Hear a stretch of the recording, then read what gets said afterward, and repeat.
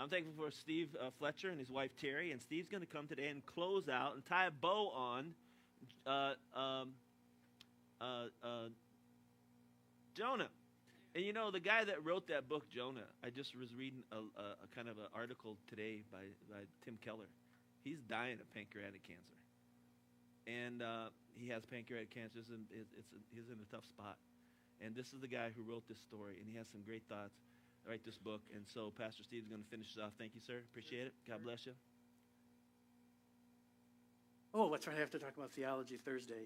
Probably, I would imagine last week you were thinking, I need more theology. I need theology on Thursdays. Here it comes, Theology Thursday. We're going to start a 5-month, once-a-month series on going over just basic biblical doctrine, basic theology, something of interest to me. And that's going to be coming up. I'm not going to go into a lot of details. I think the first evening for that is going to be Thursday, January 27th. So just something to keep in mind. So thank you for putting that up as a reminder. How many of you were here last Sunday? Yes, sir.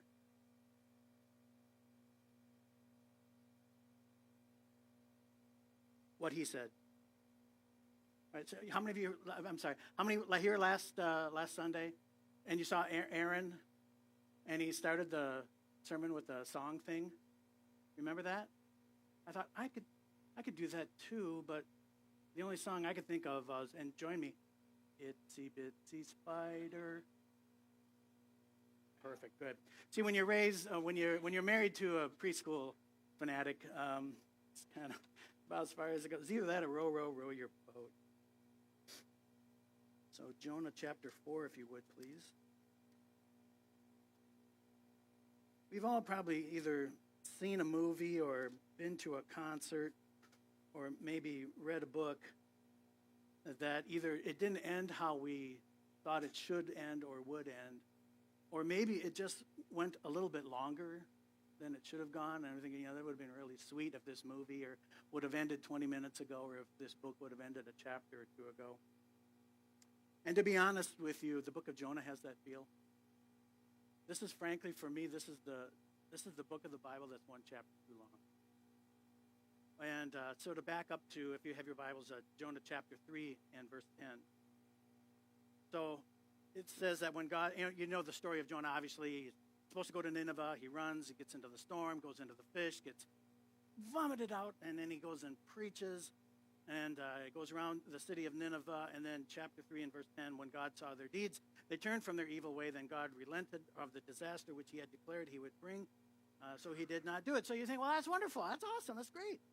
People were saved because of Jonah. But then you keep reading. Get to chapter 4 and verse 1, and it says, but it greatly displeased Jonah, and he became angry. And you're like, wait, what? Jonah got angry over this? Well, how could he be very displeased over that? So then you keep reading. You get to Jonah chapter 4, verses 2 and 3. It says that then he prayed to the Lord and said, now stop. You're thinking, that's wonderful. He's going to pray. This is great. He's praying after this wonderful victory, this fantastic repentance of the people of Nineveh. He's going to pray and thank God for all that happened. And he goes on, he says, please, Lord, was this not what I said when I was still in my own country? Therefore, in anticipation of this, I fled to Tarshish, since I know that you are a great and compassionate God, slow to anger and abundant in mercy, and one who relents of disaster. And then verse 3, so now, Lord, please take my life from me, for death is better to me than life. Oh, wait, what? This is going on too long. And then you read the rest of Jonah chapter 4, and things just get more and more strange. In verse 5, it says that Jonah left the city and went to sit out east of it. And he made a shelter for himself and sat under the shade until he could see what was going to happen to the city. Verse 6, so the Lord designated a plant, and it grew up over Jonah to be a shade over his head to relieve him of his discomfort. And Jonah was overjoyed about the plant, but God designated a worm when dawn came the next day and attacked the plant, and it withered. And when the sun came up the next day, it attacked the plant, and it withered, and the sun came up, and God designated a scorching east wind. And the sun beat down on Jonah's head, so he became faint, and he begged for all of his soul to die, saying, death is better than life to me. But wait, it gets better. Verse 9, God said to Jonah, do you have a good reason to be angry about the plant? And he said, I have a good reason to be angry, even to the point of death. Then the Lord said, you had compassion on the plant for which you did not work and which you did not cause to grow, which came up overnight and perished overnight. Did I not have compassion on Nineveh, the great city, which has more than 120,000 people who do not know the difference between the right hand and the left hand, as well as many animals? So, as we started, as Pastor mentioned, or Mark mentioned a few moments ago, the first message that I brought on this particular passage of Scripture in Jonah talked about storms that come into our life and just opened the lid on the question, the storms that have come into our lives, how many of them are of our own making? And it's a difficult thing. It's a difficult topic to get into because it can consume us with either guilt, doubt, or fear. We're bringing up the past again. But it's a question, I think, that we need to ask ourselves. And so now we get further along, and you would think by the end of chapter 3 of Jonah that, well, it's all wrapped up in it, the bow. Here's the pretty bow. And I remember when Pastor mentioned that, Pastor Steve will come, and he'll tie it up in a bow. And I said, it doesn't feel like a bow. It feels more like a Walmart bag tied in a knot.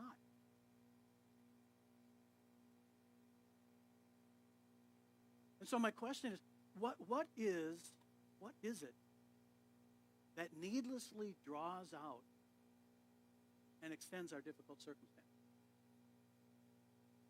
It's not just a matter of what causes them in the first place, but what is it that just keeps them going and going and going? And I'm going to return to some of the previous themes of, the prolonged storm, and to that very first question is, to what extent are these storms a result of our own actions, behaviors, etc.? So what is it that needlessly draws out our difficult situations and storms, and drawing from the circumstances of Jonah throughout the different books is, number one, I'm just going to call it the obscurity of disobedience. What is it that prolongs our storm? It's the obscurity of disobedience.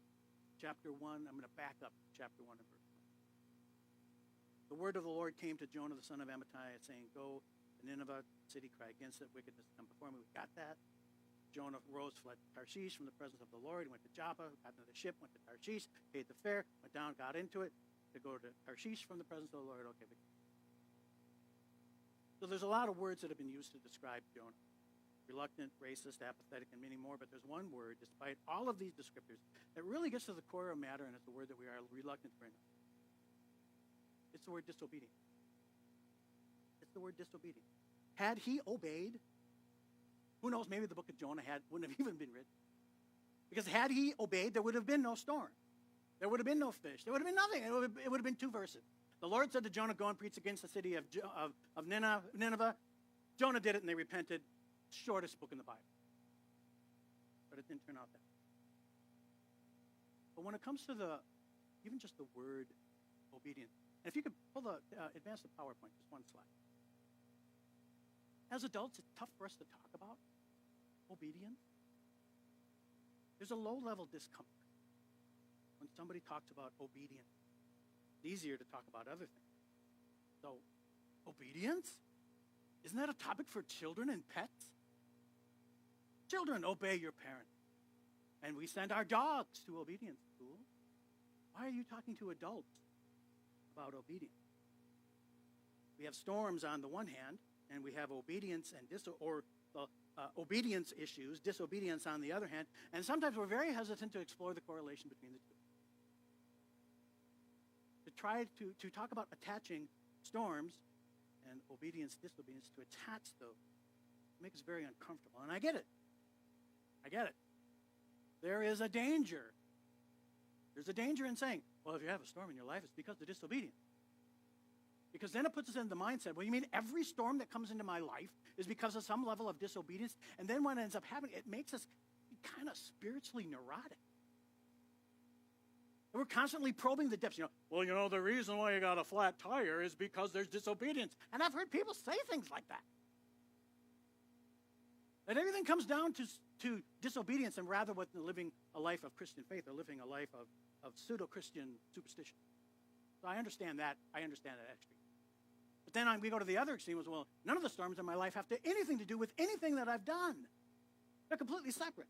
They're just random things that happen. It's the devil, or I'm unlucky, or whatever. We'll talk about those in a moment.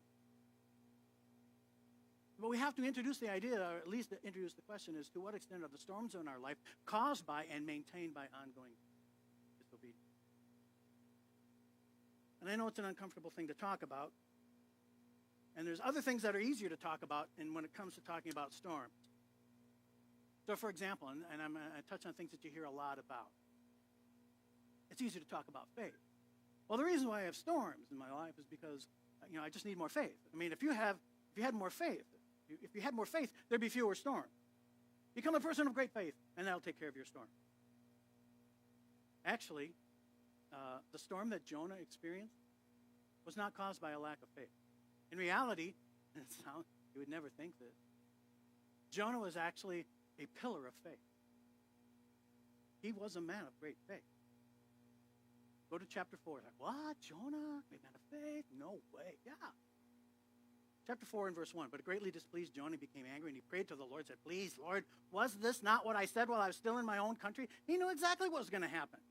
Therefore, in order to prevail this, I fled to Tarshish 4. Now here comes his statement of faith. For I knew that you are a gracious and compassionate God, slow to anger and abundant in loving kindness, and who relents concerning calamity. He knew exactly what God was going to do. He didn't need to. I don't have faith to believe you're going to do this great thing. He was of the mindset that God was going to do exactly what he thought he was going to do. He knew exactly that Jonah was a man of great faith, and he knew exactly what God was going to do. And at no point did God say, well, Jonah, if you had more faith, none of this would have happened. So it's easier to talk about a lack of faith than it is to talk about a lack of obedience. The second thing we like to talk about is attitude. Attitude. If you had a better attitude, these storms wouldn't come into your life. To overcome the storms of life, you need a more positive attitude. A quick look on Amazon, 20,000 books on better attitude. Having a positive attitude and how it can change everything, very Joel Osteen-esque. And I get it. Nobody likes hanging out with negative attitude. Those grumpy people, they're always down. You have such a bad attitude. I know, and I rejoice in it. It's people like I don't like hanging around with those people. I get that. But in reality, it's kind of interesting when you do the comparison. Jonah was a very, very successful prophet. If you're just looking at the success, he went in and preached, the people repented, God relented, he was very successful. But he had an absolutely horrible attitude. Chapter 1, he's indifferent about Nineveh and to a certain extent about the sailors and their livelihood. Chapter 2, we see some contrition, but of course he's in the belly of a large fish. Who wouldn't be? Verse 3, Jonah began to go through the city one day's walk. He cried out and said, yet 40 days and Nineveh will be overthrown. That's it. You started to get the feeling that there's a little bit of indifference because there's not a lot of meat and potatoes in those sermons. Then you get to chapter 4 and the bad attitude boils all over again. It greatly displeased Jonah. He became very angry and he said, this is what I said when I was in my own country. Therefore now, this is verse 3, therefore now, O Lord, please take my life from me, for death is better than life. That sounds like a bad attitude. And at no point in this entire conversation did God say, well, Jonah, if you had a better attitude. He didn't say that at all. Here's the point. It's easier to talk when storms are coming or storms exist or storms are prolonged. It is easier to talk about having more faith or having a more positive attitude because we never really know when that bucket's full. You need to have a better attitude. Oh, okay. It's like 12% better, 17% better, 3.14% better. How much more betterer, which is terrible grammar, but you understand what I'm saying. How much more do I need? How much more faith do I need? Faith is a grain of mustard seed, or do I need to get something a little bit bigger, more like a pumpkin seed? Where are we going with this? And so there's all these ambiguities. So when we toss in the idea of obedience, then we're in a completely different continuum. Obedience is do or don't. Did or didn't. Will or won't. It's kind of a black or white thing. So when we're asking the question about why are the storms here and why are they getting dragged out? Could it be that That disobedience is obscuring our perspective. We're missing that connection. Number 2, it's on the slide. Another reason is what I'm just going to call the fog of anger. Fog of anger. Jonah chapter 3, verse 10, when God saw their deeds, that they turned from their wicked way, God relented concerning the calamity which he had declared he would bring upon them, and he did it not. Stop. So let's look at Jonah's reaction. Cover this territory. It says, but it greatly displeased Jonah, and he became angry. This word displeased means to ruin or spoil something by breaking it into pieces, to shatter it. And it's modified by the word greatly, which means that Jonah was greatly broken into pieces and shattered. I mean, when was the last time you ever said, I'm absolutely shattered? I mean, when was the last time you used that vocabulary or that verbiage to describe your level of reaction to a bad situation? I'm shattered. This is what his reaction. God extending mercy to the Ninevites shattered him. It broke him to pieces. And it says that he was angry. This is burning anger. This means to glow with heat, as in something that's heated to the point where it's starting to turn red. It's so hot. That's the word that's being used to describe here. This is not your garden variety. Well, you know, I am a little myth. It's not that. He is furious, and he is angry. And in fact, when you look at, and I saw this, you step back at the passage, and you do a little bit of a word search, you find out really that anger is one of the main themes of Jonah chapter 4. Displeased him, and he became angry. And the Lord asked him, do you have a good reason to be angry? Verse 9, he asked him again, do you have a good reason to be angry? Verse 9, he says, I have a very good reason to be angry. So when this fog of anger sets in to Jonah, he does some things in the midst of this fog that I thought were kind of interesting. Well, not interesting as in interesting, go and do this. It's more like interesting, don't do it. The first thing I see is that there's a disillusionment that takes place. Towards the end of it, again, we've read this before in Jonah chapter 4 and verse 3. He gets through this. He says, is this not what I said was going to happen? This is what I told you. I knew that you're going to be faithful in all these things. And then verse 3, he says, so I have to stop for a moment because this is a dangerous verse. Because he talks about something that we ought not to be flippant about. And I want to be careful. He says, so now, Lord, please take my life from me, for death is better to me than life. Those are powerful words. His illusion, I talked about disillusionment. So what was his illusion? In order to be disillusioned, you have to have an illusion that you get dissed from, that you get removed from. People say, I'm so disillusioned. Well, my question is, that's fine, but what was your illusion in the first place? So Jonah had an illusion that God disillusioned him from. And his illusion was that only Israel should be blessed and all of Israel's enemies should be punished. That was his illusion. And the circumstances that came about disillusioned him, took that illusion away from him. It disillusioned him. And so my question is, my observation is that when we're in the fog of anger, it exposes our illusions. I thought this, and I thought that, and I thought that, and the other thing. And then a storm comes along and strips away the disillusion, or it reveals the illusion for what it is. It's an illusion. Jonah, it was your illusion that was how I was going to treat Israel all the time. And that was your illusion as to how I was going to treat your enemies. And so when God removed that illusion, he became disillusioned. Does that make sense? And so what happens when we get angry, our illusions get exposed. So there's disillusionment. Number 2, and this one was really interesting, I'm just going to call it disrespect. We have disillusionment, we have disrespect. And the Lord said, do you have a reason to be angry? Okay, so please remember who's asking the question. This is the holy, sovereign, eternal, all-knowing, all-powerful, everywhere present God of the universe. Okay, this is God. And I would think that if God were asking you a question, you'd hang around and answer it, right? Not Jonah. The Lord said, do you have good reason to be angry? Take a look at verse 5. What was his answer? What was his answer? Talk to the hand. That was his answer. And he storms off. And as I was reading this, I think, now what would have happened if little Stevie had ever done that to his dad? My dad asked me a direct question, and I just get up in a huff and walk off. Oh, it would have been a grand and glorious day in the Fletcher household. They have disillusionment and right at the disrespect. Again, this is coming out of the fog of anger. So we have disillusion, disrespect, and then we have this other thing I alluded to before, and I'm just going to call it detachment. Then Jonah left the city, sat down to the east of it. He made a shelter for himself, sat under the shade until he could see what would happen in the city. So apparently he goes out to the city, creates a booth, a shade area, and detaches himself from it in the hope that something horrible was going to happen. So we have disillusionment, disrespect, detachment, and now we got the fourth and final and everyone's favorite, drama. So the Lord verse 6. So the Lord designated a plant that grew over Jonah to be a shade for his head, relieved him of discomfort. Jonah was overjoyed about the plant. God designated a worm.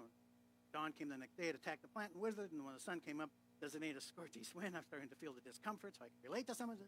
The sun beat down on Jonah's head, so he became faint, and he begged for all of his soul to die, saying, death is better to me than life. And so I don't want to be dismissive of the intensity of his discomfort or the emotional reaction thereof, but there's a little bit of drama going on here.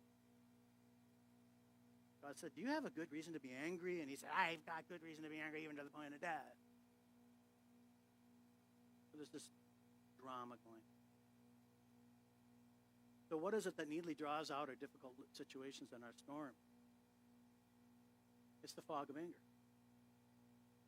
One of the things you catch in the tail end of it, and I think it's the theme throughout, is just how angry Jonah is over the situation. And so disillusionment, disrespect, detachment, and drama just drawn it off.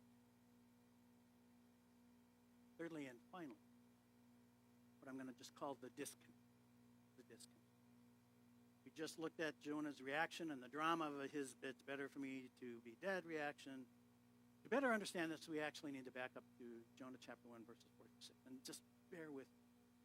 I have to lay some groundwork on it. So in verse 4 of Jonah chapter 1, he gets in the boat, gets in the ship, and they're heading off to Tarshish, thinking everything's fine. Verse 4, however, the Lord hurled a great storm on the sea, and a great wind, that the Lord hurled a great wind on the sea, and there was a great storm on the sea, so that the ship was about to break up. Stop. That's as far as we need to go.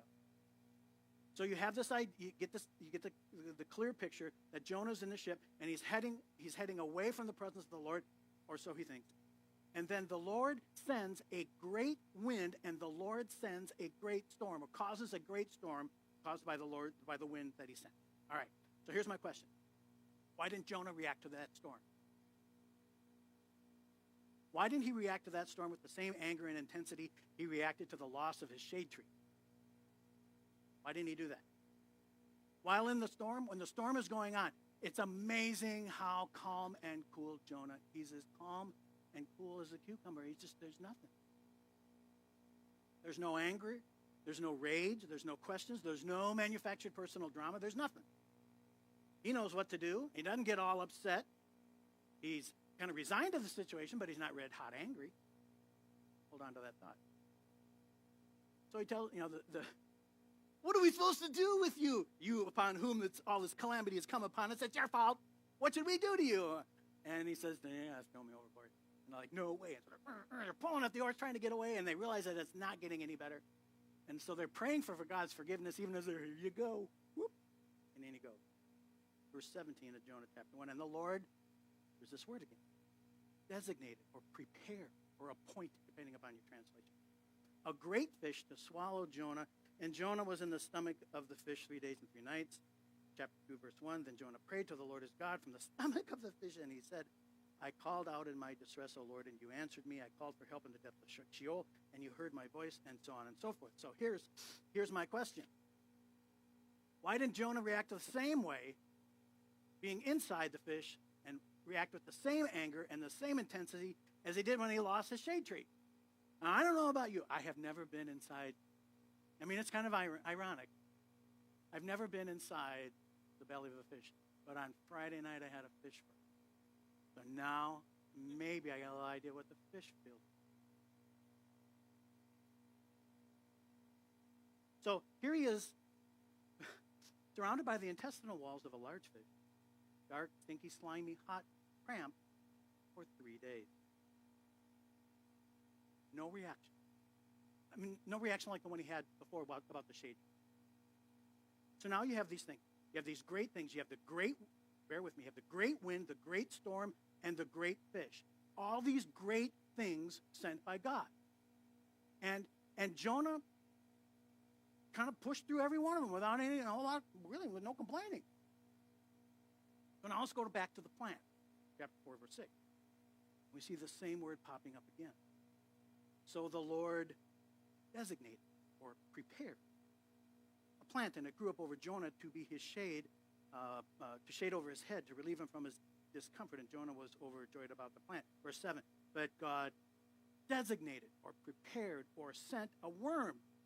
When dawn came the next day, it attacked the plant and it withered. And when the sun came up, God designated or prepared or sent. The same word as what was used before to describe the storm and the fish. The scorching in it beat down on his head and became faint, and he begged with all of his heart to die. So before we have the wind, the storm, and the fish, and now we've got the plant, the worm, and the wind. Okay. That's really interesting, Steve. What does that mean? Note the irony. He saw God's hand in the great wind. He saw God's hand in the great storm. And he saw God's hand in the great fish. But he saw nothing of God in the small stuff.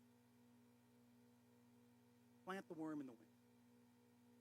These were all appointed by God. It is very clear from the text that they were all just as much a part of God's work as the great wind, the storm, and the fish.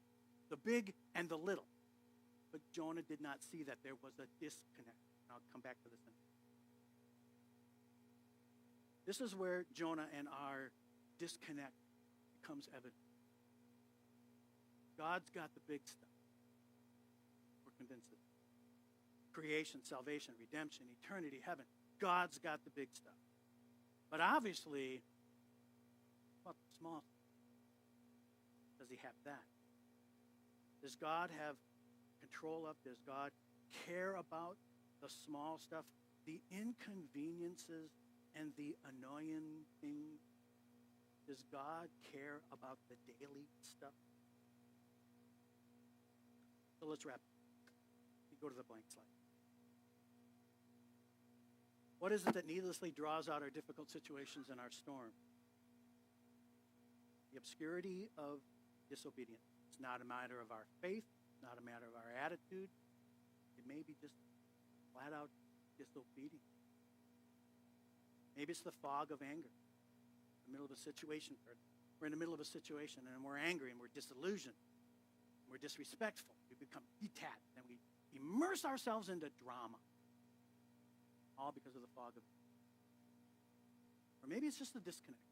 God's got the big stuff, but the little stuff, he's either too busy or apathetic or unnoticed about those things. So let me ask some questions. I'll return to the obvious one that I started out. Is it possible that disobedience is needlessly drawing out a storm that you are experiencing? I mean, just think that through for me. I mean, it's hard. I mean, we don't like talking about disobedience. In fact, is it possible that disobedience caused the storm in the first place? Talk about that too. Let's think about it. Do you really need more faith or a better attitude? Or is it something else? Are the storms continuing because of disobedience? That's just my first one. Number 2, let me read those words, 4 words again. Disillusionment, that's big. Disrespect, detachment, and drama, all outgrowths of Jonah's anger. I'll bet if we stopped right now and I said, take out a piece of paper and write down the last time that you were angry, which of those 4 did you experience in full heat? And my guess is you're going to say most, if not all. Where have these, things like disillusionment, disrespect, attachment, and drama, where have they taken hold in you? Are you angry? Again, rhetorical question. Are you angry about something? What is it? Find out. And finally, and please remember, as I wrote the sermon 3 weeks ago, I've been in pastoral ministry and been to church for as long as I can remember, so probably 55 years. In 55 years of going to church at 50 Sundays, it's 2,500 Sundays. In those 2,500 Sundays, I have heard and listened to, let's say on a typical week, say 5 Christian songs. So I don't know, I can't do the math. 2,500 times 5, 12,500. So I have heard at least between 12,000 and 15,000 Christian songs in my life. Have you noticed that a lot of Christian songs are about God calming raging storms, moving impossible mountains, winning epic battles, but there are no songs about God helping us get along with our boss or coworkers. I'm so glad I'm a part of the company where I work. We don't do that. I mean, I'm not saying that, well, that means we got to get a song about, I've been working on the railroad all the live long day. That song. I'm not saying we need to come up with a new hymn. But I just wonder if it's so easy to focus on the big thing. Because God's got that, but the little things, man, that's mine to muddle through, right? We take that approach. God's got the big stuff, but the little stuff, that's mine to muddle through. And that was Jonah's approach. God, you got the big stuff, but this whole, the worm and the wind and all that's mine to muddle through. And all the time, God was appointing and sending every one of them. The little stuff, the daily stuff, the inconvenient stuff. That's where we get caught. So what's prolonging the storms? What are the little things that get you upset, derail you, and distract you? And what are the little things that you believe that maybe God has nothing to do with? So to wrap this up, and I don't know if this is a bow or just a Walmart bag tied in. There was a storm that came into Jonah's life, and the storm came because of disobedience. And it continued on, in part, in measure, because of disobedience. And as we close, I mean, a lot of times it's like, let's close, and then bam, out the door. Just calm ourselves for just a moment. Let's pray. So if you close your eyes, pray for a moment. Pray this through. Not meant to be an emotional thing. Just a willingness to ask the question. I think we'd all say, yeah, there's storms in my life. The question is, where are they coming from? And maybe just asking God the question, God, did I cause this storm? How did I contribute? And Lord, am I doing anything that's making it worse and or prolonging it? Am I angry, disillusioned, disrespectful, attached, just up to my neck in the drama I'm creating? Lord, is there a disconnect between the big things that I believe you have sovereign control over and the little things that I believe are just random forces of nature that have no connection?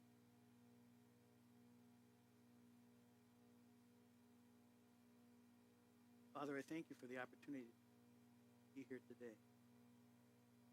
And to preach the sermon as difficult as it is. Father, it's hard for us to talk about obedience. It seems beneath us. It seems that it's something we're uncomfortable with. It causes us to ask ourselves questions that maybe the answers to are even more uncomfortable.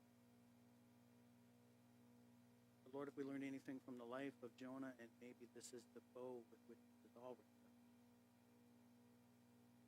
Jonah's disillusionment, his disrespect, the drama, and all the rest that went along with it didn't faze you. You were faithful to him, even in the midst of his disobedience, all that went on. Lord, that we can be transparent, that we can confess our sins, because you are faithful, you are just, and you will forgive us our sins. You will cleanse us from all unrighteousness. Lord, maybe that's the I pray, Lord, that you would just take all these things, thoughts, insights from your word, the way that your Holy Spirit is. And seal these things to our hearts today. Praying this in Jesus' name.